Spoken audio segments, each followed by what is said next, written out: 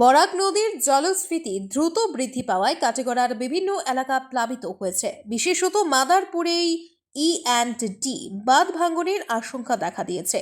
জানা গেছে, ভারতমালা প্রকল্পের অধীনে সেতু নির্মাণের সময় বাঁধ কেটে ফেলা হলেও তা সম্পূর্ণভাবে পুনর্নির্মাণ করা হয়নি। ফলে নদীর জল সরাসরি বাঁধের উপর দিয়ে প্রবাহিত হয়ে ভাঙনের আশঙ্কা বাড়িয়েছে।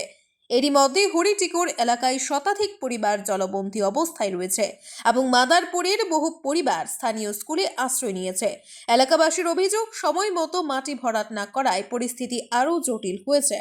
পরিস্থিতি মোকাবেলায় প্রশাসন তৎপর হয়ে উঠেছে। কাটিগড়ার সার্কেল অফিসার ডক্টর রবার্ট টুলোর এলাকা পরিদর্শন করেছেন এবং ত্রাণ সামগ্রী বিতরণের উদ্যোগ নেওয়া হয়েছে। স্থানীয়রা দ্রুত বাঁধ মেরামতের দাবি জানিয়েছেন যাতে বড় বিপর্যয় রোধ করা সম্ভব হয়। BVCL presents আজকের Barak, a digital unit of Adrija Enterprise. Valley Cement. Valley strong, very strong. আপনারা আমাদের আজকের বরাক ইউটিউব সাবস্ক্রাইব এবং ফেসবুকে ফলো করতে ভুলবেন না কিন্তু। রায়াটিলা হরিটিকর পার্ট 2। আচ্ছা, এখানে গত বছর কিটা ইরিগেশনের কাজ হয়েছিল নি? কাজ হয়েছে, কিছু অসম্পূর্ণ রয়েছে এখন। অসম্পূর্ণ কাজ যেগুলো হয়েছিল, কাজের কোয়ালিটির মান কিরকম আছিল? কোয়ালিটির মান মোটামুটি ডেকে আসলো, কিন্তু তারা সম্পূর্ণ করতে পারেনি, অসম্পূর্ণ রয়েছে। রোয়ার কারণে আজকে এরকম অবস্থা। আমাদের প্রায় 60 থেকে 70 পরিবার জল নিছে।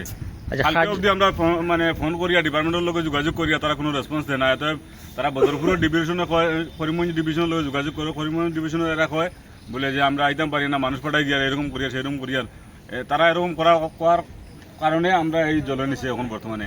কাজটা আগে করিমগঞ্জ ডিভিশনে উঠেছিল না বদরপুর ডিভিশনে উঠেছিল? বদরপুর ডিভিশনে উঠেছিল। এখানে এই যে লোকেশন, এইখানে আশপাশ মানুষ কেমন হইবে এখানে? প্রায় 70 থেকে 80 পরিবার। 70 থেকে 80 পরিবার বর্তমানে সব ঘর বাড়ি সারা ঘর জলতলে প্রায়। আচ্ছা, শুনছিলাম মনে একজন প্রাক্তন জেলা পরিষদের বাসা ওখানে নেই, এটা ছিলেন, তার নাম খলিলুর রহমান বড় ভুইয়া। আচ্ছা, মারা গেছে। ঠিক আছে, মানে এখানে কাজ যেটা হয়েছিল এটা কাজের কোয়ালিটি কিরকম আছে? মোটামুটি ঠিক আছিল, পুরো অসম্পূর্ণ কাজ রয়েছে। অসম্পূর্ণ রয়েছিল মানে 10 ইয়ার কমপ্লিট, মানে তারা সময়সীমা কমপ্লিট হয়ে গেছিল না বাকি রয়েছিল? না, কাম বাকি রয়েছে, সময় বাকি রয়েছিল। এত কাজ অসম্পূর্ণ রয়েছে। হয়ে গেছে, জাস্ট পুলিশ হয়ে গেছে। আমরা লাস্ট সারা হইয়া পুলিশ হয়ে গেছে, আর কেউ হয়েছে না এখন। সার্কেল অফিসারের সঙ্গে পুলিশে যোগাযোগ করছে। সার্কেল অফিস থেকে ওই যে সাব সেন্টার, আমরা লোকাল হসপিটাল থেকে আমরা মানুষ দিচ্ছেন, সার্কেল অফিসার পাটওয়ারিয়া জন আইছিল। পাটওয়ারিয়া জন আইছে। ঠিক আছে।